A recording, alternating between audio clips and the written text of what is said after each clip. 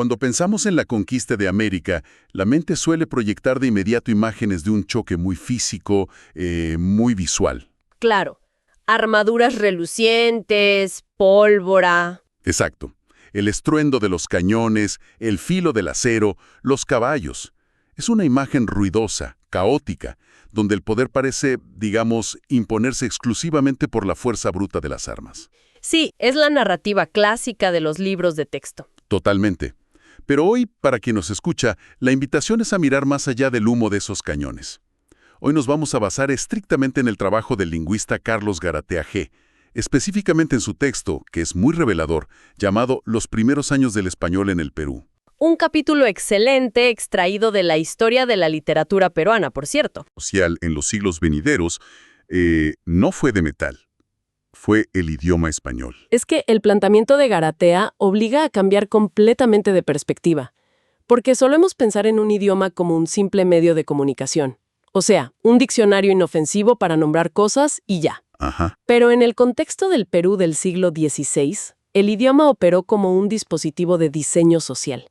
Fue, en esencia, el manual de instrucciones sobre quién tenía el poder, quién dictaba la verdad jurídica y, pues, quién quedaba relegado a los márgenes del Nuevo Mundo. Wow. El idioma no solo describió la conquista, sino que la ejecutó administrativamente. Y para entender cómo un idioma logra desmantelar y reordenar toda una sociedad, primero tenemos que retroceder un paso. Tenemos que ver cómo se empacó y se vendió la idea misma de este idioma desde Europa antes de cruzar el océano. Porque no fue casualidad. Cero casualidad. Justo en 1492, cuando Colón llega a América, ocurre otro evento clave en España. Antonio de Nebrija publica su Gramática Castellana. Y la dedicatoria de esa obra, a la reina Isabel, contiene una frase que, funciona como el código fuente de toda la empresa colonial. ¿Qué dice exactamente? Nebrija escribe, y cito, «Siempre la lengua fue compañera del imperio». ¡Qué frase tan pesada! Es fuertísima. Detrás de esa declaración hay una estrategia política brillante y aterradora a la vez. Porque para consolidar un imperio, la corona necesitaba proyectar la imagen de un Estado fuerte, monolítico, sin fisuras. Claro, un bloque sólido. Exacto. Y la mejor forma de hacerlo era a través de una lengua estandarizada, un centro de gravedad que dictara las normas, que prescribiera cómo hablar y por extensión cómo pensar. La gramática escrita era básicamente una campaña de relaciones públicas para mostrar un control absoluto. Bueno, vamos a desempacar esto. Porque la teoría suena impecable en los pasillos de la corte, pero la práctica es otra historia. Totalmente otra historia. Pensar que todos los europeos que se subieron a esos barcos transatlánticos hablaban un español de academia perfecto, solemne y unificado, es como pensar que absolutamente todo el contenido que se publica hoy en Internet utiliza el vocabulario de una tesis doctoral. Sí, una fantasía burocrática tremenda. Es que lo es. Entonces la pregunta lógica es, si la corona exigía un control absoluto mediante un idioma uniforme, ¿cómo lidiaban realmente con la inmensa diversidad de clases sociales que estaban cruzando el océano? La verdad es que no lidiaban bien con ello, porque la homogeneidad era una completa ilusión.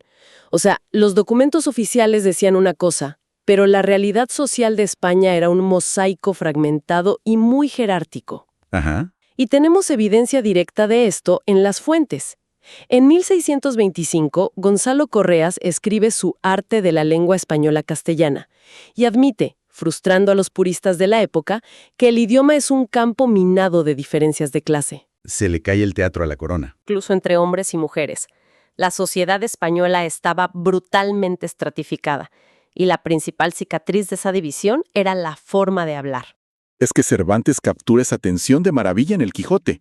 Si nuestra audiencia recuerda, Sancho Panza y Don Quijote hablan versiones de español tan distintas que casi parecen pertenecer a universos paralelos. Sí, no solo a clases diferentes. Y es precisamente ese caos ruidoso, lleno de acentos cruzados y brechas sociales, el que se sube a los barcos y desembarca en el Perú. Y ese desembarco genera un fenómeno sociológico sin precedentes, porque los registros demográficos de la migración muestran que quienes llegaban no eran un ejército de académicos, precisamente. ¿Quiénes llegaban entonces? Había una gran cantidad de andaluces, toledanos, cacereños. Y el espectro de clases iba desde individuos sin ninguna educación formal que huían de la miseria hasta la élite, de los llamados hombres de letras. Ah, los clérigos, bachilleres, administradores. Esos mismos. Y ellos eran los que dominaban la variedad estándar y escrita del idioma, la de la gramática. Espera, me surge una duda sobre la dinámica de poder inicial aquí. Si llegaba toda esta mezcla de clases, con campesinos por un lado y jueces por el otro, ¿cómo se organizaron entre ellos mismos en América? Es una gran pregunta. Porque imagino que la jerarquía que traían de España no se mantuvo intacta al llegar a un territorio completamente nuevo y hostil. Esa observación es clave para entender lo que el investigador José Luis Rivarola define como reestructuración patrimonial. Al estar lejos de las instituciones rígidas de la península y al ser la población de origen plebeyo y andaluz la gran mayoría demográfica, pues la forma de hablar de las clases bajas y medias terminó imponiéndose sobre la élite burocrática en el día a día. O sea, la mayoría mandó sobre la gramática oficial. Exactamente. Por ejemplo, el ceseo, que era pronunciar la Z o la C como S, en España era un rasgo regional, pero en América, por pura presión demográfica, se convirtió en la norma general, democratizando el acento. ¡Wow! Entre los propios colonizadores, el idioma operó como un nivelador social. Sin embargo, y aquí entra el choque brutal, ese nivelador social funcionaba solo entre los europeos. Claro. Porque cuando esa masa hispanohablante choca contra la población andina, el idioma abandona cualquier pretensión de igualdad y se convierte en un muro de contención. El español se atrinchera, como documenta Garatea, en las alturas del poder. Y relega las lenguas indígenas a idiomas de segundo orden, vinculando su uso con una marginación étnica implacable. Lo fascinante aquí es que el mecanismo que hizo esto posible no fue solo el vocabulario hablado. La verdadera asimetría radical, el abismo insuperable, fue la introducción de la tecnología de la escritura. Sí, las culturas andinas, a pesar de su altísima complejidad organizativa, operaban bajo tradiciones puramente orales. La palabra dada y la memoria comunitaria estructuraban la vida. Eran civilizaciones enteras basadas en la oralidad. Exacto. Entonces, al llegar los conquistadores con la cultura escrita y el derecho español, no trajeron una simple mejora en las comunicaciones. Trajeron un arma burocrática para la que el mundo andino carecía de defensas previas. Es como implementar un muro de pago social, un paywall estructural, por así decirlo.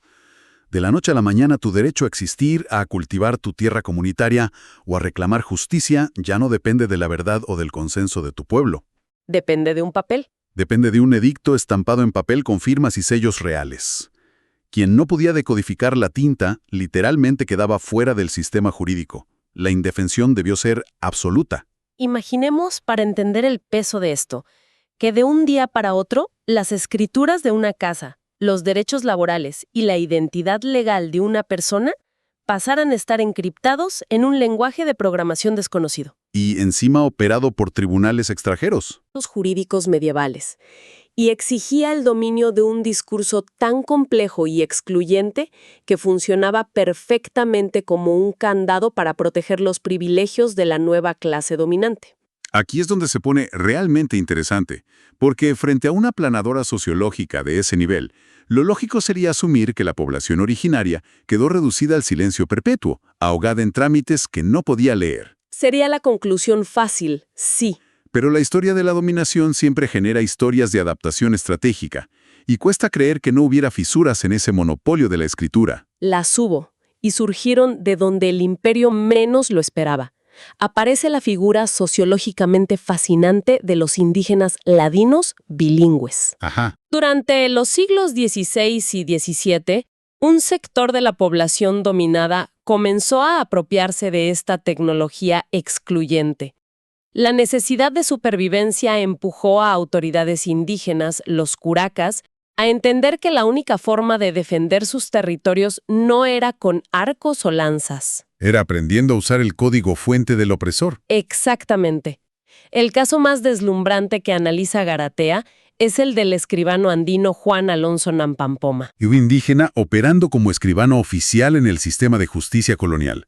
Esa imagen por sí sola ya rompe la narrativa de la víctima pasiva por completo. Totalmente. Y lo revolucionario no es solo que fuera escribano en 1590 en Jauja, sino el asombroso nivel técnico de su escritura. ¿A qué nivel llegaba? Napan Pomar redacta documentos legales utilizando fórmulas que provenían directamente de la jurisprudencia de la Edad Media española.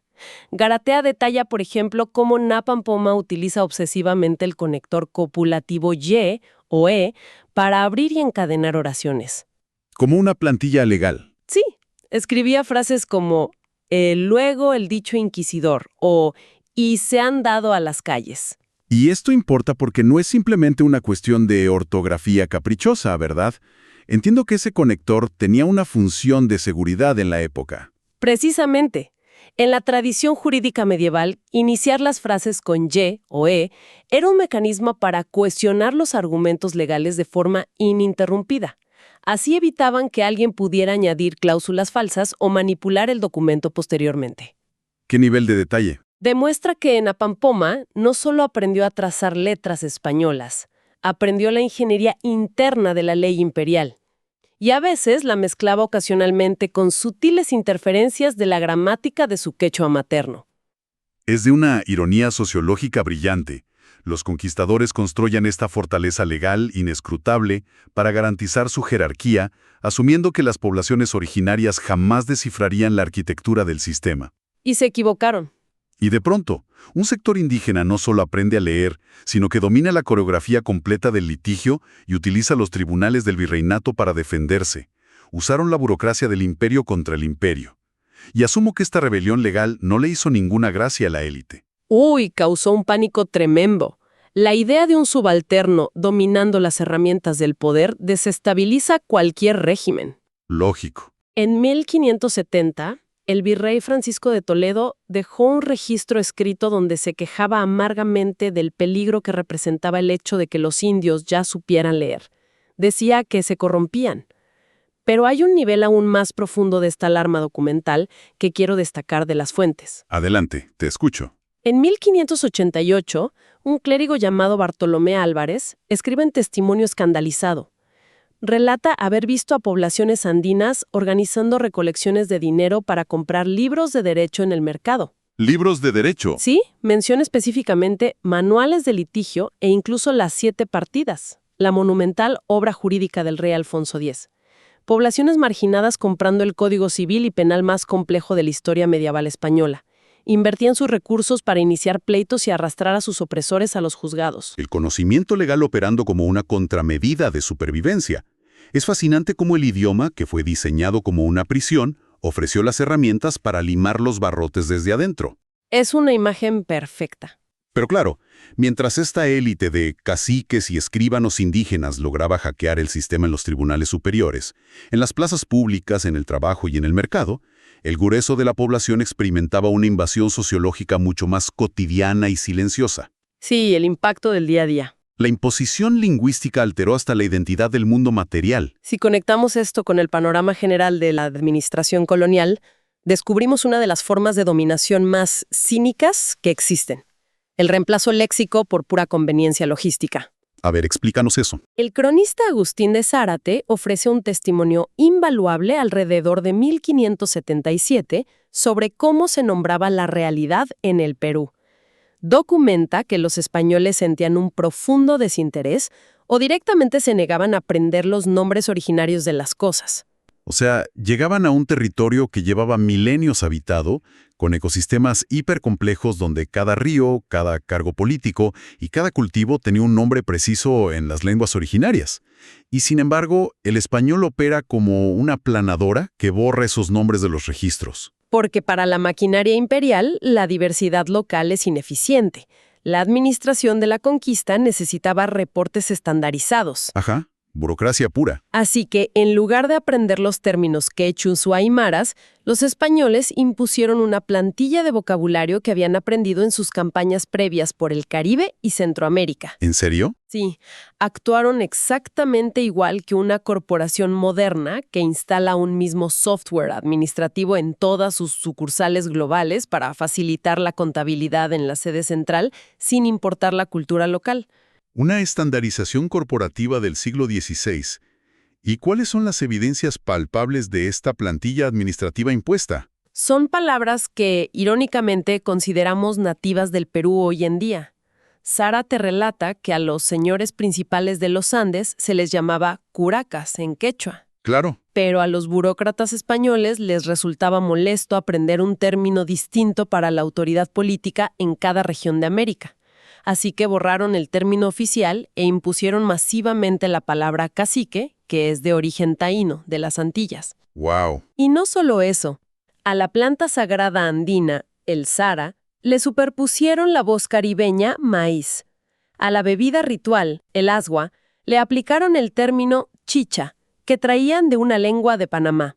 El impacto psicológico de esa asimilación forzada tiene que haber sido desolador. Piensa en la población andina obligada a usar estas palabras antillanas y panameñas en su día a día. ¿Tuvieron que adoptarlas sí o sí? Probablemente terminaron creyendo que cacique o maíz eran palabras genuinas en español y tuvieron que usarlas obligatoriamente para poder comunicarse, comerciar o pagar tributos a sus dominadores. Es la usurpación de la memoria histórica en tiempo real. Y el éxito de esa estrategia fue absoluto, tanto que sobrevive intacta hasta nuestros días. Esas palabras se naturalizaron. Las cicatrices de esa conveniencia logística del siglo XVI, dictada por burócratas que querían simplificar sus libros contables, son hoy la identidad de la que no somos conscientes. Increíble. El idioma estandariza la realidad, no para integrarla, sino para procesarla económicamente. Entonces, ¿qué significa todo esto? Al revisar todo lo que nos expone Carlos Garatea G., queda claro que adquirir o recibir un nuevo idioma durante un choque cultural no es un acto inocente ni neutro, para nada. Es un acto de poder. Exacto. En el caso del Perú del siglo XVI, la llegada del español fue el despliegue de una tecnología de control masivo. Operó como un muro de pago jurídico, reconfiguró la organización política y marginó sistemáticamente a las mayorías, vinculando la etnicidad con el analfabetismo funcional dentro del nuevo sistema. Y sustituyó autoridades andinas por etiquetas estandarizadas del Caribe solo por pereza administrativa. Pero el balance también revela que el dominio nunca es absoluto.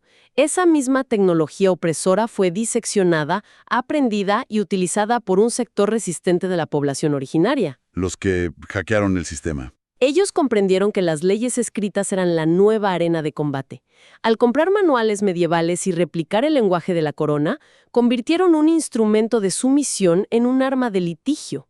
Es la demostración palpable de que la marginación genera contramedidas enormemente sofisticadas. Esto plantea una pregunta importante para quien nos escucha hoy. Porque la mecánica del poder rara vez desaparece, simplemente se actualiza. Así es. Si hace 500 años la justicia, la propiedad y los derechos se restringieron detrás de un muro de pago basado en el lenguaje escrito medieval y la burocracia imperial, ¿cuáles son las tecnologías equivalentes en el presente? Es el paralelismo inevitable. Hoy en día, ¿no funciona acaso el lenguaje algorítmico, el código fuente de las plataformas digitales o incluso la opaca y compleja jerga corporativa de los contratos financieros como nuevas barreras sociológicas? Es para pensarlo, ¿eh? Al igual que la población andina del siglo XVI, podríamos estar enfrentando sistemas que dictan nuestra existencia, moldean nuestra realidad comercial y administran nuestra justicia a través de lenguajes diseñados para ser incomprensibles para la mayoría. La pregunta es si estamos siendo colonizados por estos nuevos códigos sin darnos cuenta, creando nuevas clases de analfabetos funcionales frente al poder contemporáneo. Una perspectiva que nos obliga a mirar nuestras propias estructuras con mucha más desconfianza. El arma invisible sigue operando. Dejamos esa idea en el aire para la reflexión de nuestra audiencia. Hasta la próxima.